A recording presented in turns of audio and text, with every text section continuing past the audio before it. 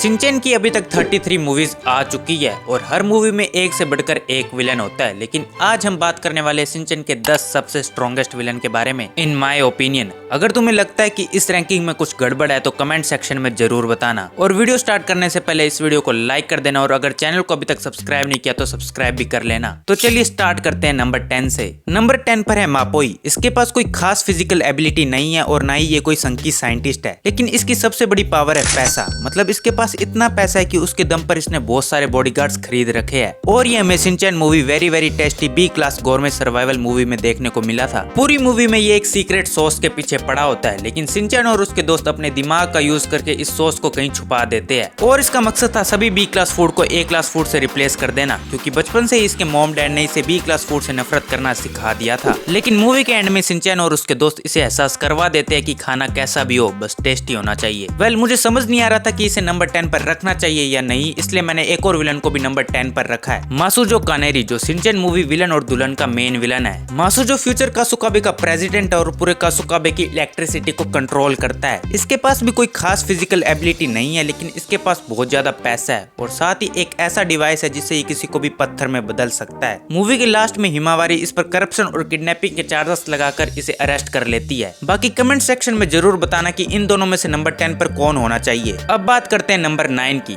Number 9 पर है मातेंगा, जो शिनचैन मूवी कासुकाबे वाइल्ड किंगडम का मेन विलन है। मूवी की स्टार्टिंग में हमें इसे एक अच्छे मेयर की तरह दिखाया जाता है, लेकिन आगे जाकर पता चलता है कि इसका प्लान तो सभी इंसानों को जानवर बनाने का है। और इसकी पावर्स की बात करें तो ये किसी भी जानवर में ट्रांसफॉर्म हो सकता है। मूवी के एंड में तो ये एक बहुत ही डेंजरस क्रिएचर में बदल जाता है और इतना सब कुछ ये अर्थ के एनवायरनमेंट को बचाने के लिए कर रहा था। लेकिन मूवी के एंड में इसे भी एहसास हो जाता है कि इसका तरीका गलत था और फिर ये एक अच्छा इंसान बनकर अपनी वाइफ के साथ चला जाता है। नंबर 8 पर है मिस्टर हेक्सोन, जो डार्क टामा टामा थ्रिलिंग चेस यानी pursuit of the balls of darkness का मेन विलन है। हेक्सोन एक इविल क्लैन टामायुमी का डिसेंडेंट है। टामायुमी क्लैन ने कई सालों पहले मैजिकल पावर्स हासिल करके दुनिया पर राज करने के लिए एक पावरफुल डार्क एंटिटी जैक को अवेकन कर दिया था। और हेक्सोन इस मूवी में 2 मैजिकल बॉल्स की तलाश करता है ताकि वो जैक को दोबारा अवेकन कर सके। और हेक्सोन कोई नॉर्मल इंसान नहीं है, इसने कई सालों तक तपस्या करके ऐसी पावर्स हासिल की है जिससे किसी का भी दिमाग पढ़ सकता है और इसकी फाइटिंग स्किल्स भी टॉप नॉच है। लेकिन तुम्हें पता है शिनचैन अपना दिमाग का यूज नहीं करता और इसी वजह से शिनचैन हेक्सोन को हरा देता है। लेकिन मूवी के एंड में शिनचैन और हिमावारी खुद ही उस डार्क एंटिटी को आजाद कर देते हैं, जिसके बाद पता चलता है कि जैक की पावर्स तो बहुत साल पहले ही एक्सपायर हो चुकी है और लास्ट में हेक्सोन को अरेस्ट कर लिया जाता है। नंबर 7 पर आता है स्वीट बॉयज कंपनी का बॉस, जिसे हमें शिनचैन मूवी मसाला स्टोरी के बिल्कुल एंड में दिखाया गया था। इसके पास एक अटामी साइको नाम का डिवाइस होता है जिससे ये किसी का भी दिमाग और बॉडी को कंट्रोल कर सकता है। मतलब ये चाहे तो किसी को भी मुर्गा बना सकता है या बुरी जायमोन।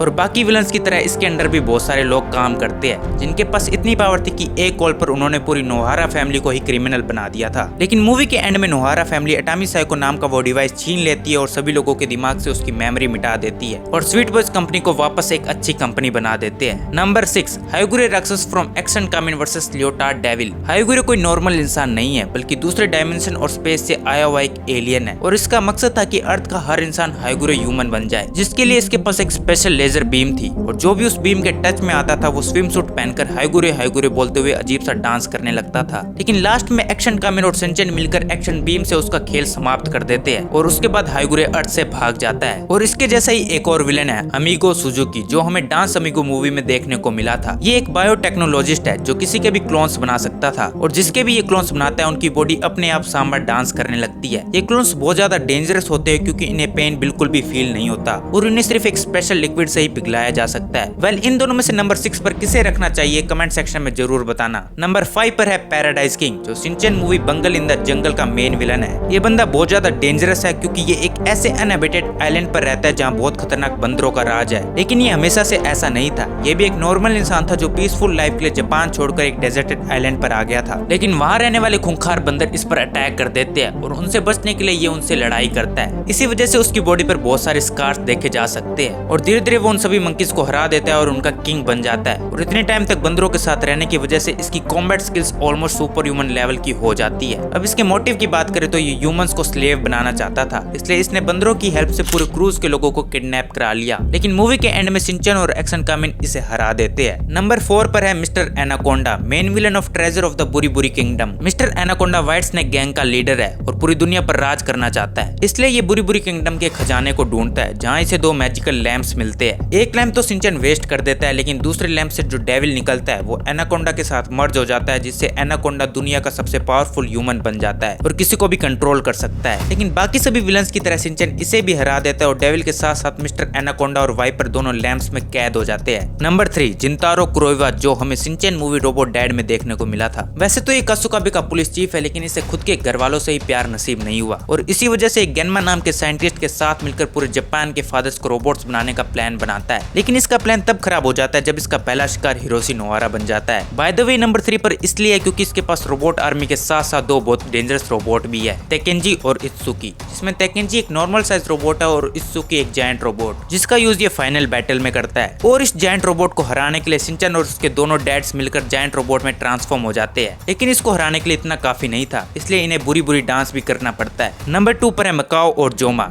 Main villain of Shinchan great adventure in Henderland. Makao और जोमा बहुत ही खतरनाक जादूगर है और हैंडरलैंड के सभी जादूगरों के बॉसेस है। इनके पास इतनी पावर्स है कि ये किसी को भी डॉल या स्नोमैन बना सकते हैं और इनका मोटिव था पूरी अर्थ पर कब्जा करना। लेकिन जिस प्रिंसेस को इन्होंने डॉल में बदला था वही इनके जादुई कार्ड चुरा कर शिनचैन को दे देती है और उन पत्तों का कमाल दिखाकर शिनचैन बहुत कुछ कर सकता है। और हर विलन की तरह मकाओ और जोमा की भी एक वीकनेस थी, इनकी सारी शक्तियां एक जोकर कार्ड में होती है और अगर उस कार्ड को महल के ऊपर वाली पेंटिंग में लगा दिया जाए तो इनकी सारी पावर्स खत्म हो जाएगी। और क्योंकि उस महल में किसी का भी मैजिक काम नहीं करता है, इसलिए मकाओ और जोमा शिनचैन को रोक नहीं पाते और हार जाते हैं। अब फाइनली बात करते हैं नंबर 1 की। नंबर 1 पर है डॉन कुराई या फिर आसे डार्क, जो शिनचैन मूवी हीरो ऑफ किनपोको का मेन विलन है, जिसे इंडिया में शिनचैन मूवी गोल्डन स्वॉर्ड के नाम से जाना जाता है। इसके पास बहुत ही डेंजरस पावर्स थी, जैसे कि ये एक ड्रैगन में ट्रांसफॉर्म हो सकता था और किसी को भी पत्थर में बना सकता था और इसका मकसद था अर्थ पर कब्जा करके उसे डार्क वर्ल्ड के साथ मिला देना। लेकिन इसकी एक वीकनेस थी, गोल्डन स्वॉर्ड, और मूवी के एंड में जब शिनचैन इस पर गोल्डन स्वॉर्ड से अटैक करता है तब भी उसका गेम ओवर नहीं होता, बल्कि इसके 2 हिस्से हो जाते हैं। इसलिए शिनचैन गोल्डन स्वॉर्ड और सिल्वर शील्ड के साथ ट्रांसफॉर्म होकर एक ऐसा अटैक करता है कि डॉन कुराई के दोनों वर्जन एक दूसरे को ही खत्म कर देते हैं। सो गाइस, ये थे शिनचैन के टॉप 10 मोस्ट पावरफुल विलन्स। लेकिन इनके अलावा भी एक विलन है जो मेरे हिसाब से बहुत तगड़ा था, लेकिन मैंने उसे इस लिस्ट में इसलिए नहीं रखा क्योंकि उसके मोटिव्स अच्छे थे। मैं बात कर रहा हूँ हिमा प्लेनेट के किंग की, जो हमें हिमावारी बनेगी राजकुमारी मूवी में देखने को मिला था। क्योंकि ये अपने प्लेनेट का किंग है तो वहाँ के सभी लोग इसकी बात मानते हैं और इसके पास उड़ने की पावर भी है। वेल, अगर ये बाकी विलन्स की तरह इविल होता तो तुम्हारे हिसाब से ये किस रैंक पर आना चाहिए था, कमेंट सेक्शन में जरूर बताना। और अगर लिस्ट में कोई दिक्कत लगे या फिर किसी विलन्स के बारे में मैं भूल गया हूँ तो वो भी कमेंट सेक्शन में बता सकते हो। अगर तुमने डोरेमोन के 10 स्ट्रॉन्गेस्ट विलन्स वाली वीडियो नहीं देखी तो ऊपर वाली वीडियो देख सकते हो एंड डोरेमोन के सभी कैरेक्टर्स के फ्यूचर के बारे में जानने के लिए नीचे वाली वीडियो जरूर देखना। मैं मिलता हूँ तुमसे नेक्स्ट वीडियो में, तब तक के लिए बाय बाय।